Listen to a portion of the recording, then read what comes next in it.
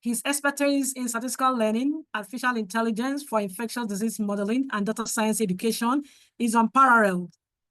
Currently, Professor Awe serves as a research professor and machine learning contributor at the Statistical Learning Laboratory, Federal University of Bahia, Brazil, and as a distinguished data science professor at Miva Open University. With an impressive track record of over 100 interdisciplinary scholarly publications, Professor Awe is a strong advocate for African research in statistics education, capacity building, and innovative statistical methods. His leadership roles includes the Vice President of the International Association of Statistics Education, the Vice President of LISA 2020 Global Network, and an elected council member of International Statistical Institute, ISI. Please join me in welcoming Professor Olushina Olawale Awe as he shares his insights and expertise with us today.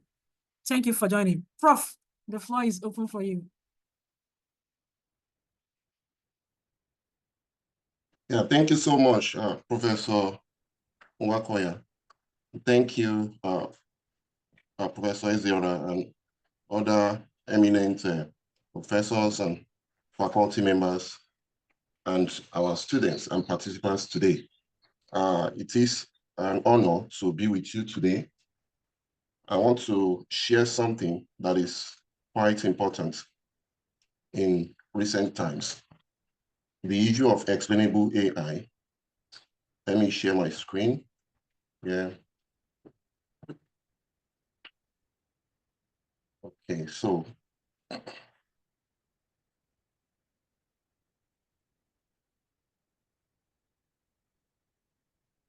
okay. Believe you can see my screen now. I'm going to first start with a little bit of theory before the practical aspect.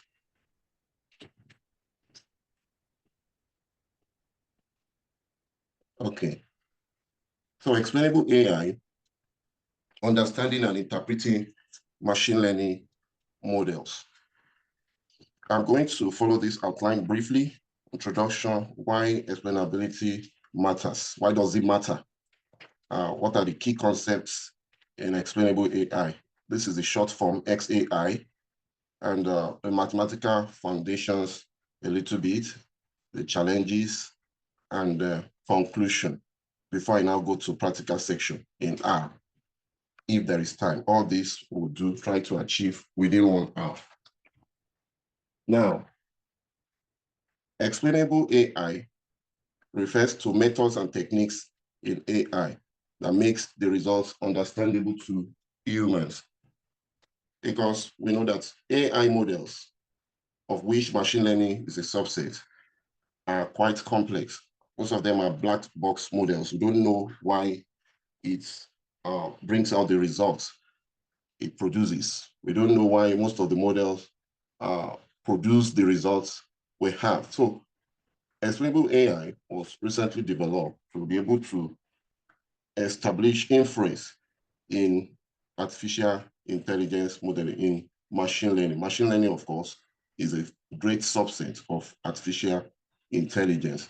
So explainable AI aims to bridge the gap between accuracy and interpretability, because before now, machine learning models were just mainly based on accuracy, no explanation. Nobody tells you why the model is predicting so high or what informs such predictions. So explainable AI is now bridging that gap. If you train a machine learning model and you don't do the explainable AI aspect, then it may not be well trusted. Now, there are various applications in healthcare, finance, autonomous systems, and what have you. Now, why does it matter? Because machine learning models are black box models. Like I said, you don't know what goes on. In fact, we have been told, or we have seen that modeling, the models in it are unknown. We don't know how it came about. You just put in your data. It's highly data-driven. Just slot in your data, and then it produces results in terms of accuracy metrics and other metrics like sensitivity, specificity, and all the like. And then now we just say it gives high accuracy. How can it be trusted? What are the variables or the features that are mostly prominent? So we need explainable AI. Then for accountability, there are some legal and ethical requirements that demand transparency. So we need explainable AI to be able to support the result in case, maybe for instance, a doctor, a machine learning model is used in the hospital, and then the doctor gives reasons why a patient has this disease. Then they say why, which symptom shows that. Then you can prove it. You can prove it empirically, mathematically, in terms of machine learning. So that's another aspect. Then debugging. Understanding model behavior helps improve performance. Right? If you look through the behavior of the model, what is inside the model, like I will show you briefly in R, you will know why this is why are we having this particular result, which particular features are responsible. So it's the inferential aspect of machine learning. Before, machine learning did not have any inferential aspects, only predictions and metrics that will be churned out. But now, it's the influential aspect. Then, for fairness purpose, be able to detect and mitigate biases in AI models. We need explainable AI, as we shall see. Now, what are the key concepts? Interpretability. This is the aspect of interpretability. Now we can interpret our machine learning models quite well. We can make inference. We can discuss, even in papers, you can use it to discuss and explain your model predictions quite well. And you can understand the terms and concepts and features in the results. Then, like I said, transparency is also a key feature. You can see the extent of the model's inner workings. You will see everything one by one. It will produce everything. I'm going to show you briefly. Then for fidelity, how well the explanation matches the actual model behavior. Explainable AI can help do that. Before, you just, like I said, nothing will be accounted for. Why is the model having 96% accuracy? No explanation. But now the solution is here. And nowadays, if you publish a paper and you use machine learning, you just say, my model has accuracy of 98%, and this KNN is better than, is performing better than the other one, naive Bayes or support vector machine. Then you see that that's all, you just stop there. No, nowadays, if you submit a paper and you stop there, they will throw it back, say, go and tell us more, give us more results in terms of explainable AI, right? So is another aspect. So simpler models are often more interpretable. And even the higher one, like neural networks, now we can explain them. No more the case that we say, oh, because of the complex nature of neural networks, we cannot interpret. And most of these techniques are agnostic in nature. You can interpret, you can use it for any model, right? So they are agnostic in nature. Now, yeah, here's a brief mathematical foundation. There's something called Shapley values. You know, major types we'll use Shapley values or line,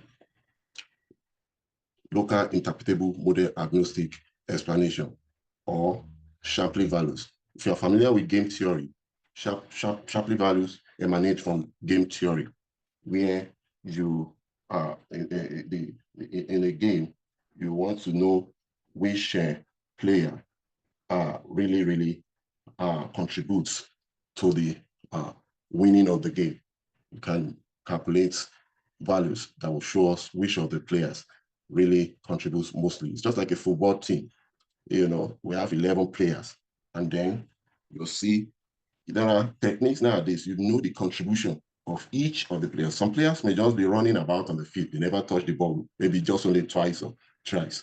But at the end of the day, the team still wins. But who are the people that contributed mostly to the winning of the game, right? So this is similar. you can calculate the contributions of each player. Now for a model F and feature set S, of course, there will be feature sets, which are the players, the variables. You know, the Shapley values, phi R for feature I is given by this equation here, and where N is the total number of features to accommodate 100 features, as many features as possible, and then to plot out, give us the overall contribution of each player or of each feature. Now for line, there's also what we call local interpretable model agnostic explanation, which approximates a complex model locally with a simpler interpretable model.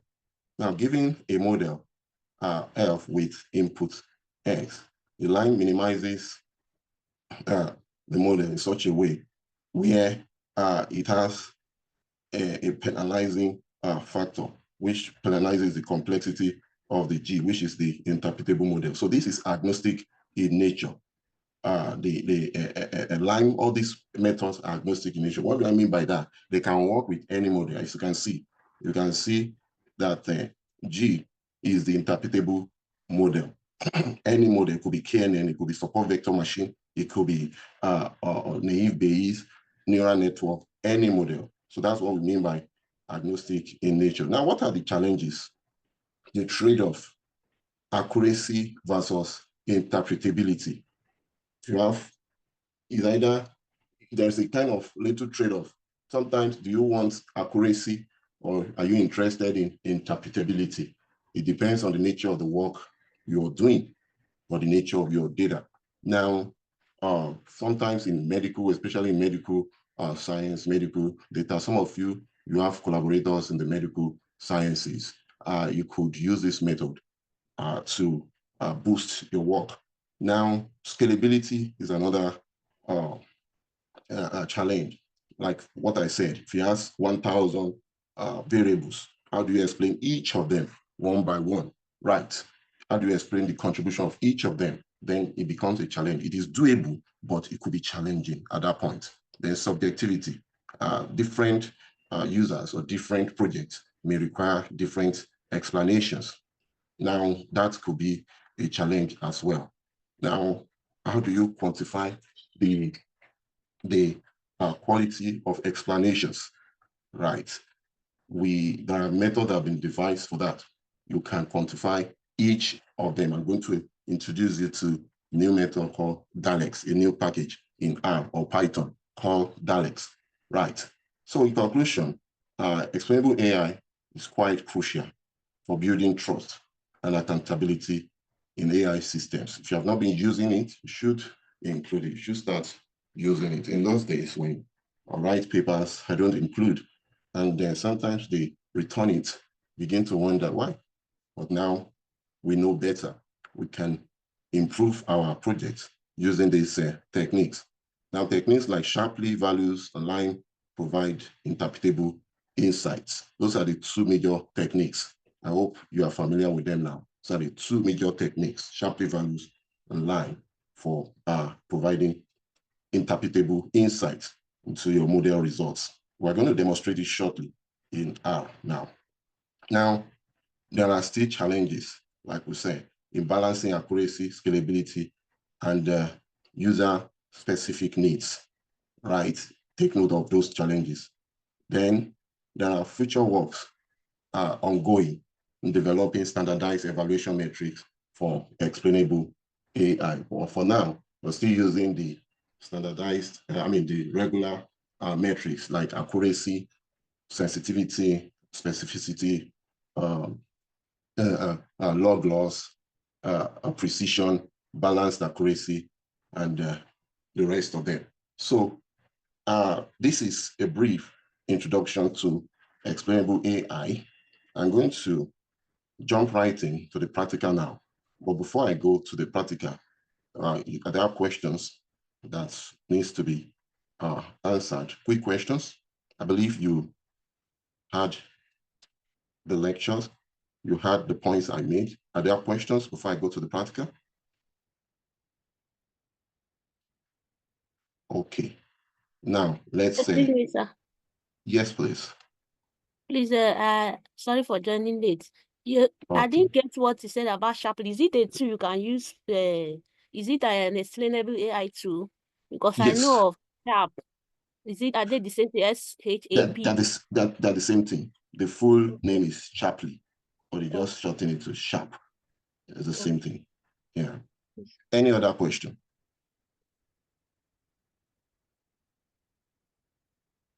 Okay. Let's move. Hello, to sir. the part. Hello. Go ahead, please. Yes, sir.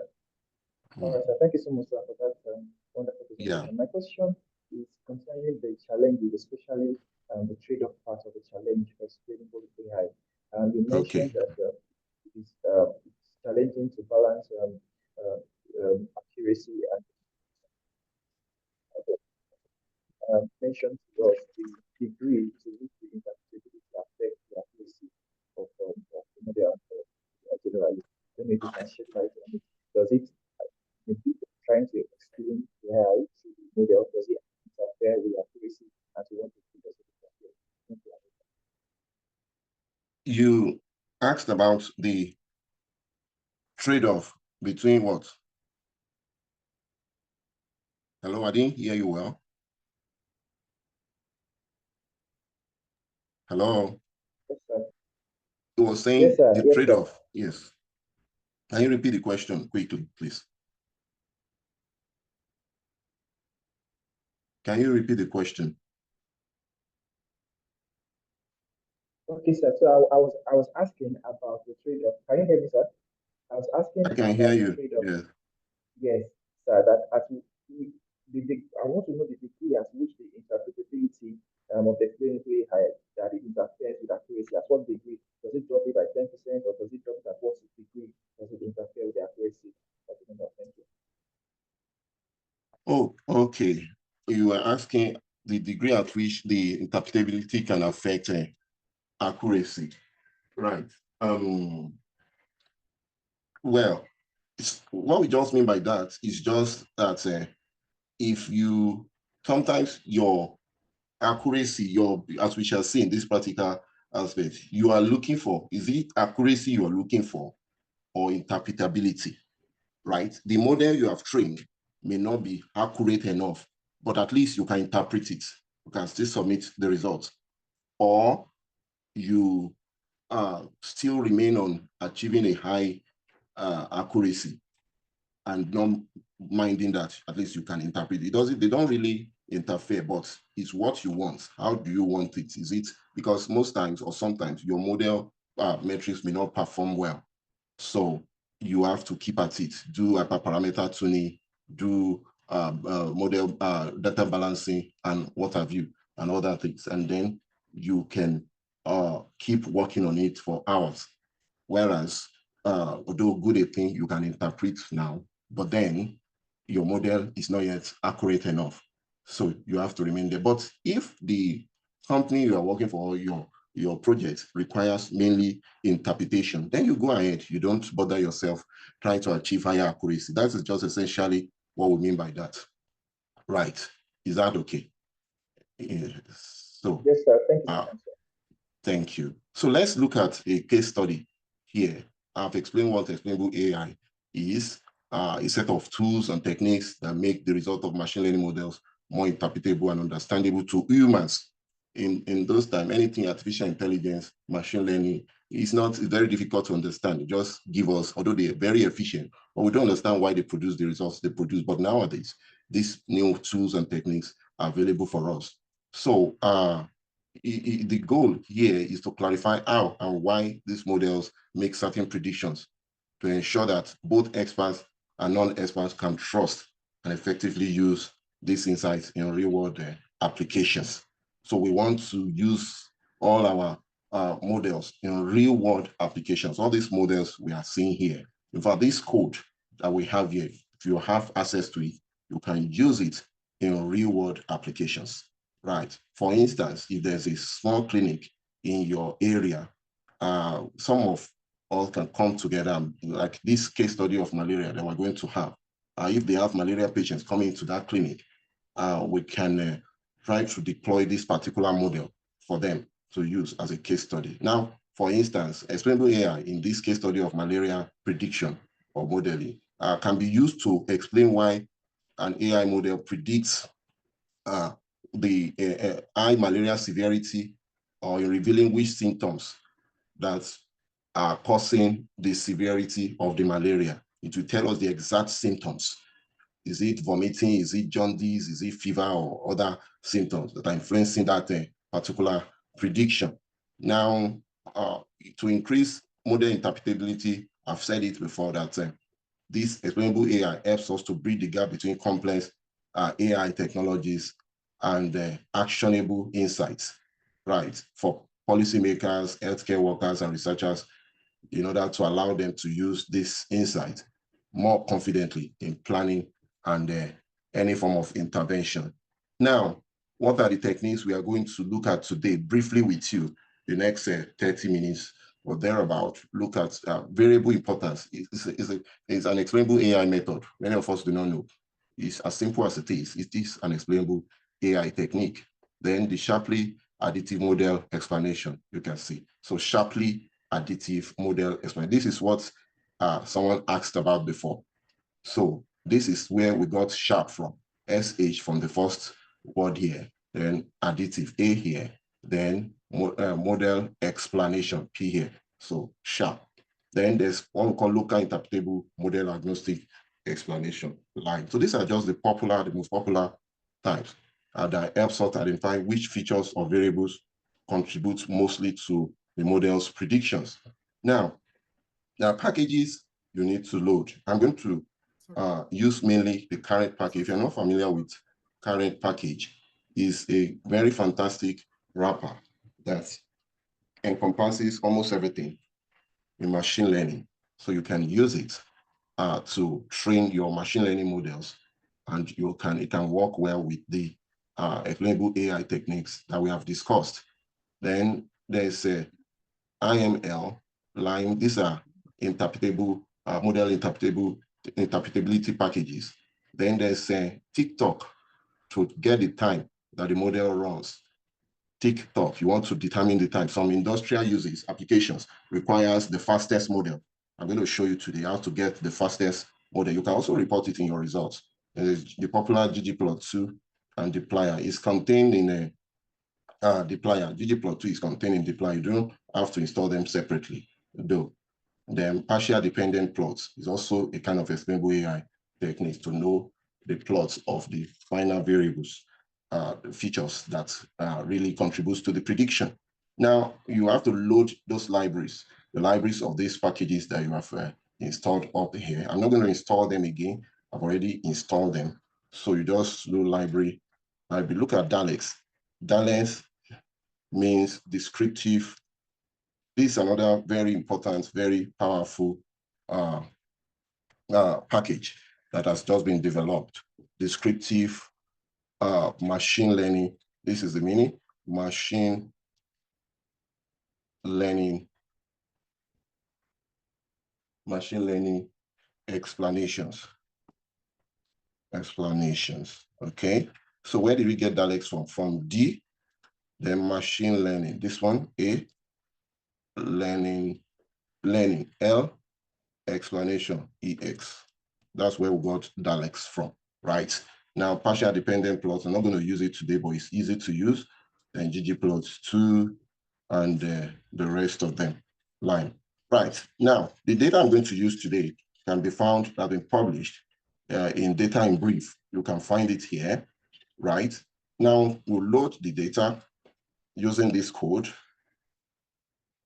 Malaria data equals read.csv. It's already in my working directory. You need to get your working directory. You need to have put it in your working directory. If you do not know your working directory, you can use this code to determine your working directory. So my working directory is clustering. So I have a folder called clustering, right? So that's my working directory. And you have to set your own in case you have access to this code and it's not running. Try to change your working directory. And if you want to change it, you can set it up that way. You can set it and put your working. You first get your working directory. You can then copy this part and put it inside here to set your own working directory. But I'm not going to set it again. I've already set it before. Okay, so now let's go. You want to get the dimension of the data we are using today. That is the data set we are using today. You can even click it here. You can view it. Look at the data. Look at it. Age, sex, fever, cold, rigor, fatigue, headache, bitter tongue, vomiting, diarrhea, convulsion, anemia, jaundice, potacular urine, hypoglycemia, prostraction, hypodiarrhea, the severe malaria. This is the target variable. You must be able to identify your target or predicted variable in your data. That's the first thing to do. Which variable or feature are we predicting? So this is the one. Don't mind the spelling of malaria here. This is severe malaria, the severity of malaria, either severe or not. If it is severe, it is 1. If it is not severe, it is 0. Right. This data has been well coded, and missing value have been well taken care of in order to save our time. So we're not going to go into all those processes of data cleaning, data pre-processing, and all that. This data is ready-made, and it has even been published. But maybe there will be another webinar for data pre-processing, data filling missing values, and all that. Now, the dimension of this data is 337 patients by 18. That means there are 17 symptoms, or including age and sex. Those are the variables there, and other symptoms, like whether the patient has diarrhea, anemia, and all that. Now, let's continue. Now, that's the dimension of the data. You can see the data here. You can get the first few rows of the data. Look at it. Everything is here. Well set, well coded, no missing values. You can double check whether there's a missing value by doing of course, you can attach. You can attach if you have not attached before, so that by the time you are running code, the R will recognize each of the variables. Now, here we have summary. You can even summarize each of them. You can see here if there are missing values, it will tell you N is. It will show you. You can describe it. I'm not describing it now. Or you can double check again for missing value using this particular code. Is there NA? NA is missing value. No, it says no, 0. So we are ready to go. But for this particular project, I want to remove age. I want to exclude age because it's not a symptom. I can leave the sex there. If you like, you can remove it as well. But I want to remove age. Age is not a symptom. So I remove it. So if I do a new dimension, you'll see that it is now 337 by 17 M data. Right. You see, 337 by 17. Now, I want to rename the classes of the target variable. I want to let it know that 0 is not severe, 1 is severe. So I'm just going to do that using this code. And I'm going to tell you that it's a factor, right? It's a categorical variable, right? The next thing is to plot it. Let me plot it. Look, okay, let me release this aspect now so that we can see the plot clearly. Otherwise, to say figure margin too small. Okay, I think we can see it better now. So I plot it. I put a box around it. So you can see the number of severe, not severe malaria is higher out of this amount of patients than right. So I can use ggplot also to plot it to get a better view. Right, you see, not severe, very tall, severe, not so tall. There's something we need to do. We call it data balancing. We need to balance the data so that it's not the models we are training will not be biased towards this majority part. And most importantly, what we are interested in predicting is number of severe. That's what we are interested in really predicting. Right. So let's go. Now I told you about CARET, very powerful classification and regression training. That's the meaning of CARET. It was developed by Max Kuhn in I think 2001. So classification. CARET is just a classification. It's a package. and regression training. So it has everything there that you can think of, all the models, whether a classification model or regression models, it has them there. So classification and regression training. So here, that's how they do it. Here, RE, there, capital C, and regression, like that, regression training. That's current. That's where we got the current from. Okay, now let's view all the available models in current. Can we look at it? Look at all the models in current using this code. You will see, let's look at their names. Look at about 240 models. Look at them. Look at them. Look at them. Many of them that we can use, right, to train our, to predict whatever we want to predict. Look at, there are so many. Now, but today we are just going to deal with 5 or so, or even 3 for the want of time. By the time I show you 1 or 2, you'll be able to replicate and do the remaining and run as many as possible. That means you can use as many models as you want for any data, right? And it can even affect your publication efficiency, because you have all these tools, all these models to use. Once you have good data, you can keep working. Now, here are the steps we are going to follow. Here are the steps we are going to follow. Here are the steps we are going to follow.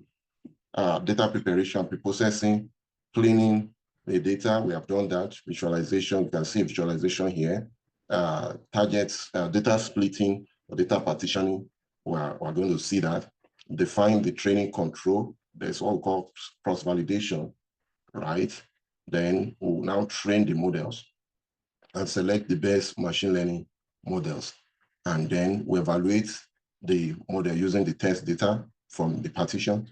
Then there could be hyperparameter tuning and resampling, if we like, or if we want accuracy. That's what I was talking about, to achieve higher accuracy. Then that is when we now implement all the explainable AI tools like Sharp, Line, variable importance, PDP, partial dependent plot, etc. You now implement them, right? Then, if you can deploy the model as an app. To an app, you can deploy it and then we present it to a clinic or wherever, but we're not going to do that today. So let's quickly jump into it. The data partitioning for machine learning. We can use Caret for that. So we use this code. We first of all set seed for reproducibility. We have a train index. We'll say this is the main function we're using. Create data partition, malaria data, severe malaria. Remember, the severe malaria is the target variable. So what we are saying is that give us 70% for training and the other 30% for testing, right? So let's have it, the training to produce the 70% now. Look at it, 70% training, 30% testing. So let's look at the dimensions now. So it has reduced them. Look at 70% of, remember it was 337. So this 70%, we still have 17 variables and 100 for testing, 100 of the patients for testing, right? Now, we're not going to do much of feature engineering because even the variables are so few, right? You don't do feature engineering for few. Maybe you are doing a master's project and or even PhD, and you are doing feature engineering for any number of variables below 30. That could be questioned, right? Because already you are losing data. You want to remove out of the already few 17 that we have. So it may not be necessary. That's why you now see all these correlation matrices and all this RFE for feature engineering or LASSO for feature engineering here. Now, there's this important aspect, cross-validation. It will partition the data. This method technique for partitioning the data into equal parts and using the major part for training the data and also using the other part for testing. This is something that is done apart from the test And from the data partition that you did, cross-validation is also necessary in machine learning. It's a very powerful technique for ensuring higher accuracy of your results. Now, we're using just simply cross-validation. Sometimes we can use repeated cross-validation. So we're going to use this first one first. And inside this train control function, which is very, very powerful, we can also increase the number. You can reduce the number to 5. Later, you can increase it to 10 as you like, 20. You can check whether it will increase accuracy or not. Now, but 10 is usual. You can increase to 15. Now, the number of repeats is 5. That's what we call a repeated cross-validation. Then we can do sampling. Sampling, what does this sampling do? Resampling. That is, it helps to correct for this imbalance. It helps to correct for this data imbalance.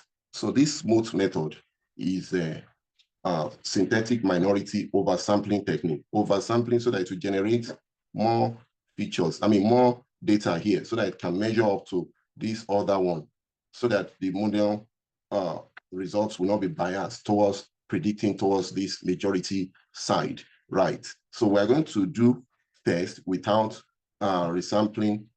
Then we will now use this cross-validation. I will comment this one and use this other one. We're going to see the results. I want you to also practice and demonstrate it, right? Let's go first with the other one. But there's also hyperparameter tuning can be implemented. Current is so powerful.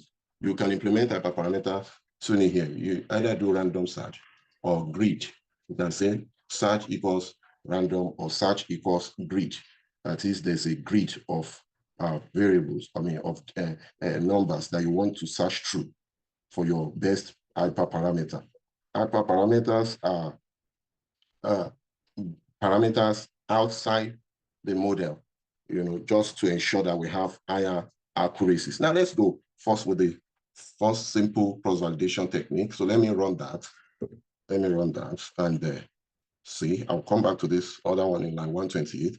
So I'll put, to get the time, I'll put tick here before the model and talk here. It will show us the amount of time taken for the model to run. So this is a major function in current train. So I'm saying that this is a factor. This is a categorical variable. Just like your usual regression model, this is the target variable. This is the predictant, the response variable. As a function of this tilde sign, saying as a function of all the other variables. Look at this dot here. It shows all the other variables. If you put a specific variables here with a plus, it will have given you the same result for those number of features that you wanted specifically. But if you don't want to separate some specific features, you can just put a dot here. Then you supply it with the data. The train data will train with the train data. Then later we evaluate with the test data. So the method here is GLM, of which is logistic regression is a major concern here. So we use GLM for logistic regression. Here is a class of generalized linear models. And train control is the control one that we have specified here. Then we can say importance equals true. Now let's go for it. So I train it.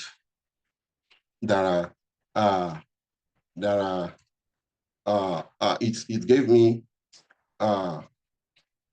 in 106.2 seconds. Can you see? Now let me predict it.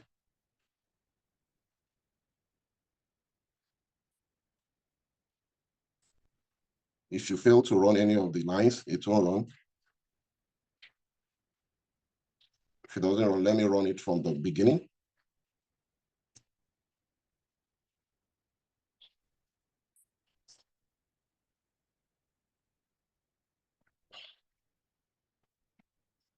Okay.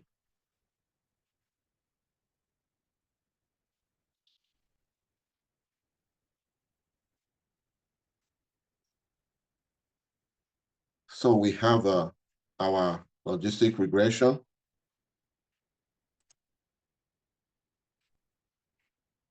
We have our logistic regression.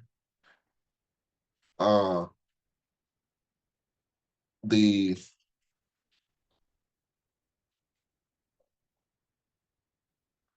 have to visit my LR model.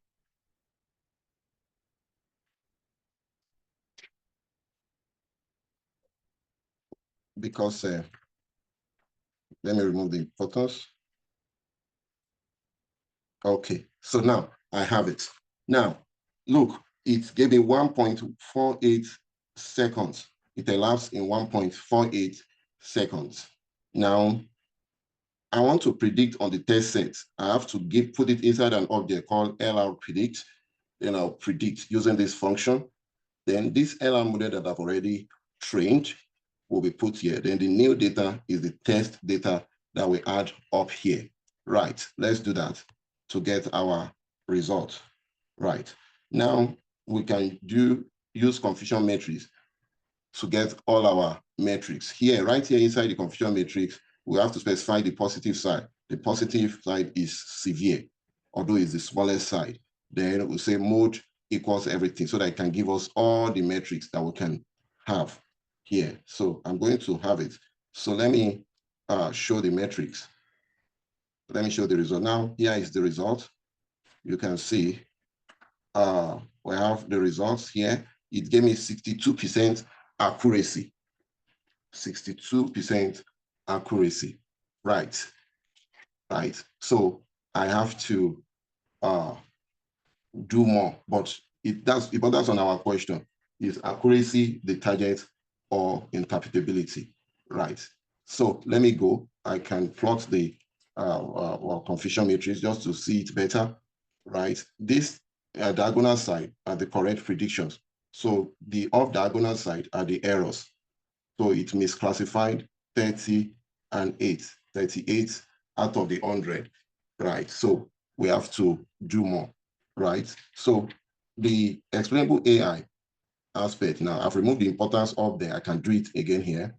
You can have, we can now plot the variable importance.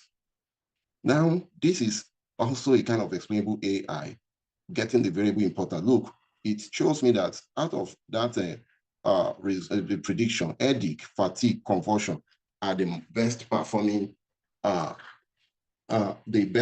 features that influences that prediction. We don't call it significant. Don't make the mistake of calling it significant. We're not doing p-value here. We're not doing significant, but we're just saying these are the most important features or symptoms for the patients in general, according to logistic regression. But then we're going to look at Shapley values, Shapley additive explanations. Now, the Shapley values will help us to explain how each feature contributes to the prediction. And it will give us the credit. I mean, how the credit is being distributed. Remember the explanation I gave to you, that if there are footballers, that what is the credit? This win is credited to how many players? Maybe the number 3, the defender, or the number 11 who scored, or number 9 who scored. What are the contributions? So this is what the Shapley value will help us to do across all features. Now, by visualizing that Shapley plot, we can understand not only which of the features are important, but like this variable important helps us to do, but to tell us also how specific feature values are driving towards the predictions. Some of them will drive towards the positive side. Some of them will drive towards the negative side. If we won, which players helped us to win more? The failure we had, the little failure we had, which players contributed to that failure? We can see. So these methods can help us to see in details, what are the contributions of each feature. Now let's set our seed for the Shapley values. I'm just going to put it in a container, in an object, predictor LR, supposing that the model has been trained with current. So I'm going to say predictor $new, the LR model, the exact name of the model. Then the data is trained, but I have to remove the target variable from it so that I tell you that why the target variable is this particular variable here, right? So let's go for it, right? So now it can help us to select single instances. It can account for each of the players, each of the features. So the instance I'm selecting is the very first variable here, feature here. And then I can change this to 2, it will show me a result. Change this to 3, it will show me the result for those instances, and so on and so forth. Let's start with 1. Then Now it's now time to compute the Shapley value. Just use this function to compute the Shapley value because the variable of interest for this one is 1, right? And then you supply it with the variable of interest here. Now let's compute. You can see the Shapley values has been computed. Now we are going to look at it again. Let's see the values. If you like, you can see the values here. To compute it briefly, then you can plot. Look at the plot. Very nice plot. Now, how do we interpret this? How do we interpret this? We can interpret by saying that, look, it's a kind of symmetric plot. You can see that the ones that are driving towards the positive side, you can see at a glance, the variables that are driving towards the positive side, the positive class, not severe. Look at them pointing towards that. The ones that are driving towards the negative side has shown us. The ones that are causing, that are accountable for not severe, for the patients not having malaria, severe malaria, it will show it at a glance. So this side and this side, they are actually the same. But then we just wanted to see at a glance, side by side. So that's the Shapley value for you. Very, very powerful. Very powerful. Now let's go and do another model. Let's just try 1 or 2 more models. Okay. Now let's go. Let's do it. I'm going to go ahead and do for the other one. Now we know the interpretation. If it is driving rightward, indicate the feature is pushing towards pushing the model prediction towards positive class, right? Otherwise, it is pushing it towards the negative class, right? Now, there's also what we call DALEX descriptive machine learning explanation. Let's quickly implement that. Here is how to do that. Inside the DALEX package, you have to use this function, explain which model, LR model that we have built before. Then $ final model. This is to extract the final model from the current object. Then you give it the test data. Of course, we're excluding the target variable. Remember, it's now 17. So you can put 17 there, and then we can do it. I've not run this one.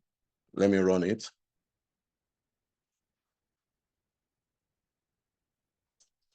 So I'm going to run it. Debugging is part of learning.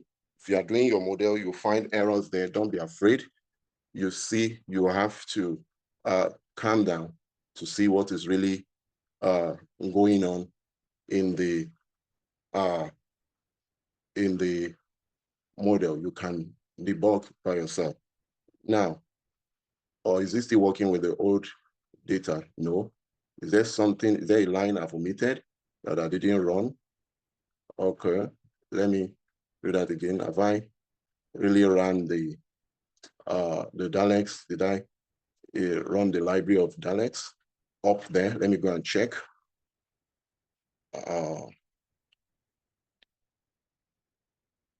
Okay, let me run it.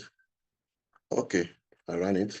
Now let me go and check again. It gives more interesting. I just want to show you. It gives more interesting results. Test data not found. Oh, I'm sorry. Okay, that means my test. Look at it now. Before I was using, okay, I named it as test data. Okay, now you can see it has worked. Let me see what else could be responsible. Yeah. Yes, it's still saying test data here. I'm going to change it. Good. You can see it has worked. So once you come across an error, don't run away. Don't say, oh, it's not working and you abandon the project. No, you have to keep at it. And if sometimes to give warning is not an error, you can keep working. Now let's plot the breakdown. Fantastic. Look at it. Look at it. Look at the breakdown of each result. Look at it's telling us the contributions of each. The ones that are green are pushing towards the positive side. The ones that are red are pushing towards the negative side, right? And then it gives us even the overall prediction for that particular patient. It's telling us that the probability is in terms of probability that that patient will have severe malaria is 51%. Look, this is fantastic. This is great. It will tell you each individual, each patient, once maybe that model has been trained and deployed at the front desk of a clinic, and the patient gets there, puts all the symptoms there, it will produce the probability that you have malaria is 51%, right there, straight away. So this is the same process we're going to follow for all the models, right? We're going to follow this same process for all the models.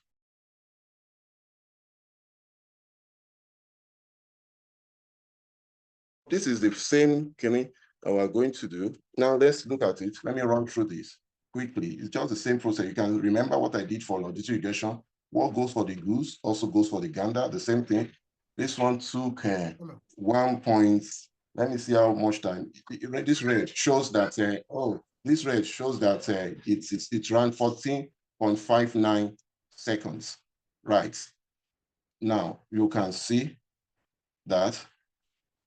Let me run through. Now, the same thing, this one is 66%.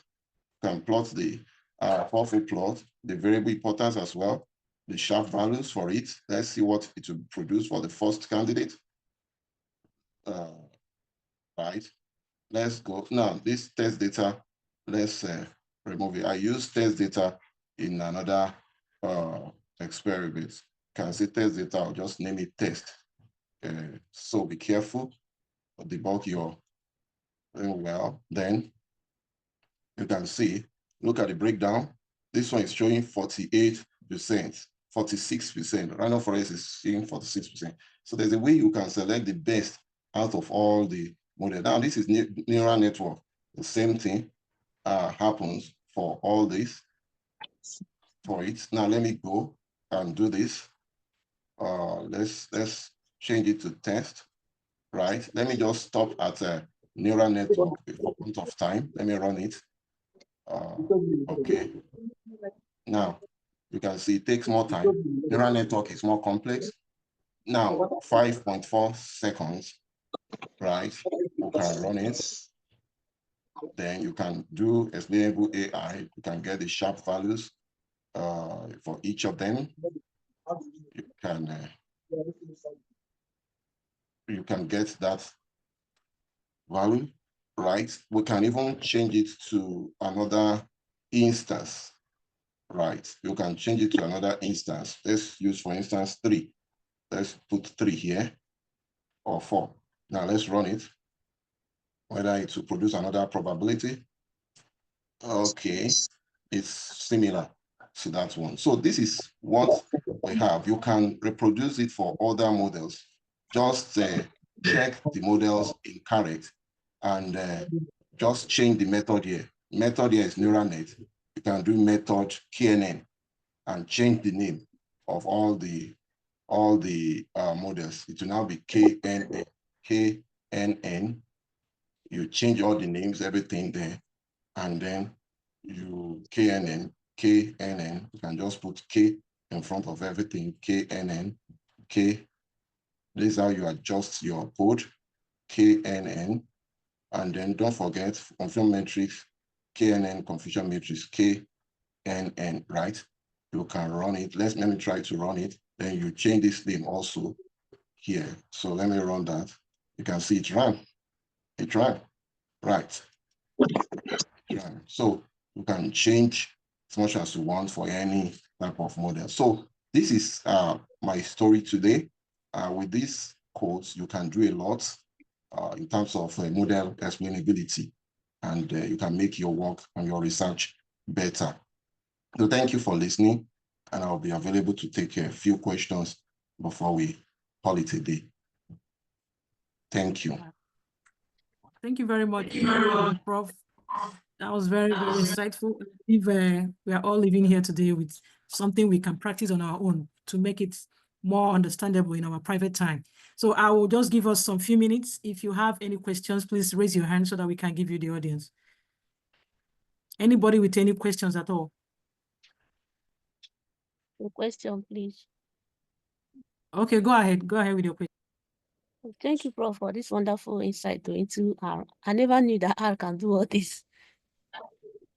Because I usually use Python. But my question is, this parameter tuning, is this something that those parameters we are tuning, are we selecting them from the features? Do we need to select them? That's number one. Then secondly, now that the accuracy is low, what can we say about the model? Can they continue to deploy it since it has to do with life? Because I'm seeing the accuracy is low, and what contributed to the accuracy being that low? Thank you, sir. That's a very good question. It's because of time. We can do things that will make the accuracy higher. Like I said, I also mentioned it. Look, I've already prepared it here. By the time you have access to this code, you can play around with it and make your look. Here, I use this first control one. Now, let me now use the second one to see whether the accuracy will still be low, right? Here, you can adjust a lot of things. Now, I'm using another type of cross-validation. These are things we can do. They call it tweaking of machine learning models to make it better. Then we can increase the number of repeats if you like. I will leave that to you. And you can change the method to up or down or both, right? Then you see, then you can change this random search to grid. Random search, upper parameter tuning are not in the parameter. They are in the outside the parameter, things that were specified before. Now I'm going to wait a bit. I'm going to run it for you. You will see whether the accuracy will increase, especially for logistic regression. Now let me run it now.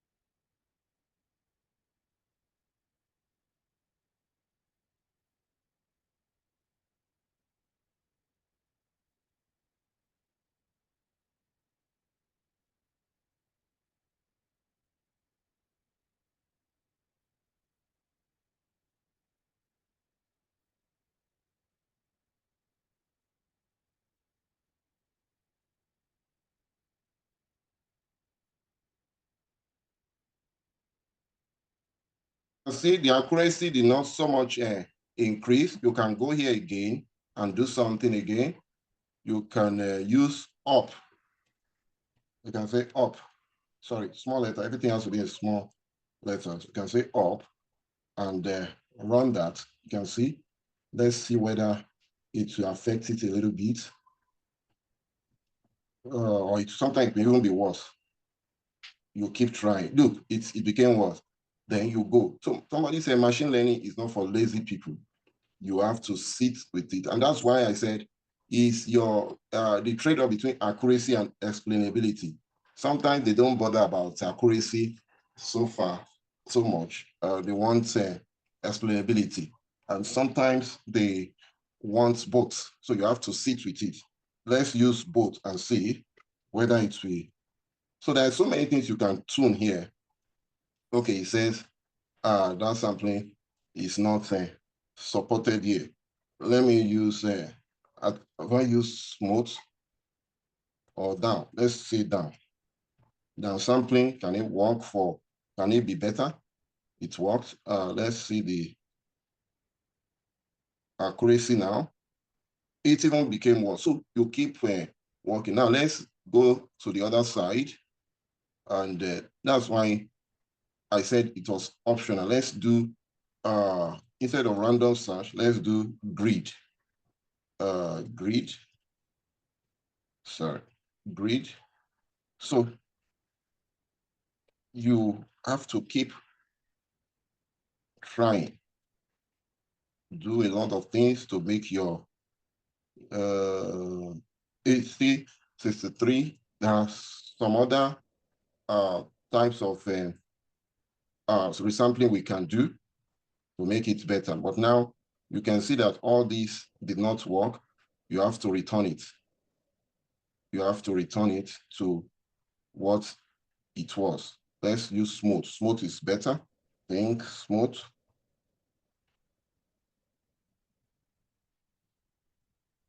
Right. It made it 60%. So there are some other things we can try.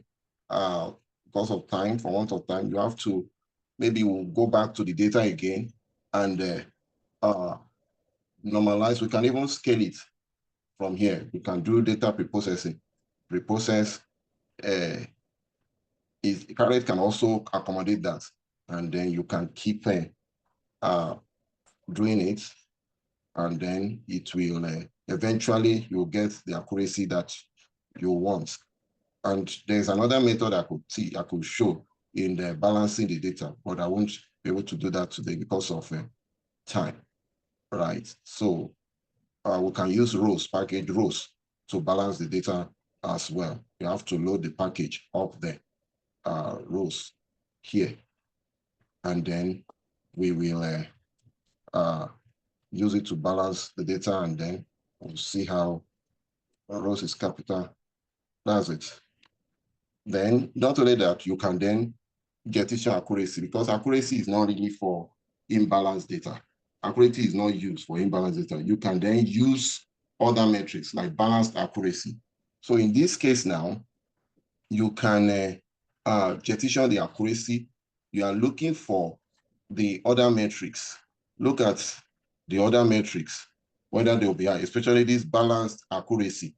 So when accuracy is perpetually low, you go for balanced accuracy. It means perhaps you have an imbalanced data, which will of course be the case most often. So you can work with this balanced accuracy, which you don't expect to be as high as accuracy because it is an average. Balanced accuracy is just the average of sensitivity and specificity. It's a more robust metric that you can use. So if it is as low as 60, 65% for balanced accuracy, it can still be acceptable. And you explain that your model is, your data is imbalanced. Is that okay? But if we have time, we will work more on this to increase the accuracy. I can do more and send you the code later to increase the accuracy, but I want you to also use this to practice so that you can tell me how high your accuracy can get to. But majorly, we're looking at balanced accuracy and probably the F1 score, which is the harmonic mean of precision and sensitivity, right? So that's it. Okay. Thank you very much. Any other questions? Yes, hello. Hello, Yes, can go you hear me? ahead. Yes. Yeah, thank you, Prof, for this beautiful presentation. I've learned a lot. My question is that these codes are used for classification purpose. Can we still use it for, or can one use it for irrigation modeling as well? Is it possible? Yes, that's a good question. Yes, it's possible. It's possible. But here, in that case, there will be no factor. You won't make it factor. The target variable will not be a factor, right? In regression. Regression is for predicting numeric target variable. And in regression, we are not going to have all this accuracy and all that. We're not going to have all that. There's no accuracy, no precision. That's not the type of metric we use in regression. What we use is root mean square error. And we have R square and absolute mean error, mean absolute prediction error. MAP, and all that. Those are the ones we use in a regression problem. So what it then means is that you stop here. You don't compute this confusion matrix. Yeah, you don't compute it. Okay. Yes, yes. So it's possible. Maybe there can be Second, another. sir. Yes, go ahead. Okay. Thank you very much for your response. What I wanted to say Second is that maybe there can be another webinar purely on regression later on. That's what I really wanted to say. appreciate that, sir. Yeah. Yeah. Go My ahead, second sir. question, sir. For the target variable, we have nominal, severe and non-severe.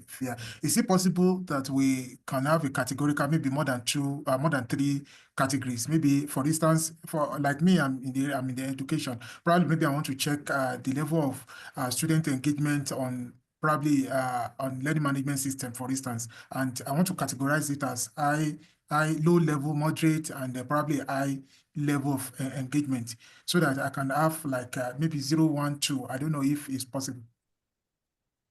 Yeah. It's very possible. We'll call it multi-class problem. Okay. Yes, it's very possible. Just tell us the factor here. Just put it there. Factor this one, the target variable. It doesn't matter the number of factors, but the results will be more complex. The confusion matrix, of course, it will be more complex. It can be a 2 by 2 confusion matrix. You get it. Yes, so it will be more complex to interpret. That's just the case. But it's very possible. Let's say you have 5 levels in your target variable, maybe a Likert scale or something, which is very common in education. It then means that you are going to have a 5 by 5 confusion matrix, right? Yeah. Okay. Any other Thank you very much, person? sir. You're welcome. Thank you very much. Welcome. Any other questions? We are running out of time. Sorry, lastly, please. Okay. Okay. Good afternoon, Prof. Good afternoon, sir. Thank you so much for the presentation. It was well educative. Thank you so much. Then my question is, in the process of building a machine learning model, there is what we always call the overfitting and then the underfitting in machine learning. So in the situation whereby we have the overfitting, how do we undo that? Or when we have the underfitting, how do we undo that? Thank you so much, sir. That's a very good question. Overfitting is when the model does a good job on your training data or does a poor job on your test data. Perhaps that's what we are facing here. And the cross-validation can take care of it. You just need more time. That's why they employ machine learning engineers. It's not to go and play. Most of these, if you look at it, is because they are black box models. It's not very difficult. But where the difficulty lies is in you sitting down to change a lot of things, to tune a lot of things, like we have tried to do today, right? Because I didn't bother about accuracy in this example because I was coming here to teach explainability. If you look at the topic that we presented today, right? So I wanted to point out explainability more than accuracy today. That's why perhaps we had a fairly low accuracy today. But if you wanted accuracy, which I mentioned in my talk, you need to really, really sit down, tune a lot of things. There are a lot of things you will need to do to undo overfitting and underfitting. These are part of your job as a machine learning engineer. You must take care. You want a model that is not overfitted. You want a model that is accurate. You want a model that can be explained. You want a model that is perfect in everything. It's like voting. You have candidates among to be taken in an election. Many of them have strengths and weaknesses. But how do we vote? How do we make our choices? We just have to look at weigh the strengths and weaknesses in order to vote. We can't have it all. I hope you know. We cannot have it perfect. And that's where the no free lunch theorem comes into play in machine learning. Go and write it down and look at it later. No free lunch theorem. There's no free lunch in machine learning. You can't have it free. You have to pay a price. It's either you suffer in terms of accuracy or you suffer a little bit. There's also what is called bias variance trade-off, right? So there's a lot of work in it, trying to beat all these things and trying to get the best model. That's where the work lies. So you have to just justify your results at the end of the day. Why did you pick this model? Have you taken care of all these things? You say, oh, this is how far we can go. But may I tell you, something still has to suffer, right? Something still has to suffer. But some of them may even be that you need more training data. For instance, this data we are using, maybe one of our problems is because you can see only not even up to 500 instances, whereas machine learning is meant for thousands of data. Can you see? That's another reason why we could suffer from this overfitting. Are you getting? Or you need to generate more data, or you need to use some regularization techniques like lasso, like ridge, or you use assemble methods. Now, for this model, we can use assemble method. If you go here, sorry, I love to teach. If I continue, we'll take more time, and we have other things to do. But then there are so many explanations here that we can give. Now, look at here. You can check for some other types of models. Assemble, we call it assemble models. In fact, that's the model we need here. Those are the models we need here to be able to undo our problem. And I want to challenge you to try it out. Yes, I'm going to, somebody asked, am I going to give the code? Yes, I'm going to give it out. Right, I'm going to give it to Professor Tobe. Right, you can use bagging. There's also called bagging, which is even better than random forest. Just put bag here. Let's try it. Just put bag here, and let's see whether it will be better. Right, put bag here. Instead of, don't forget, you can change the name of the model later, but I just want to change the method here. Just say bag, bagging, bag. Okay, so let's run it.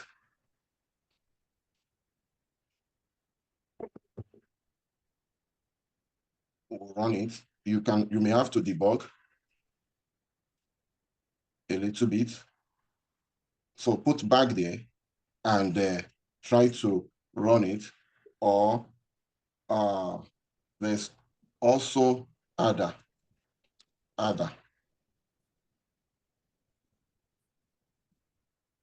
Let's see, these are complex models that you can use.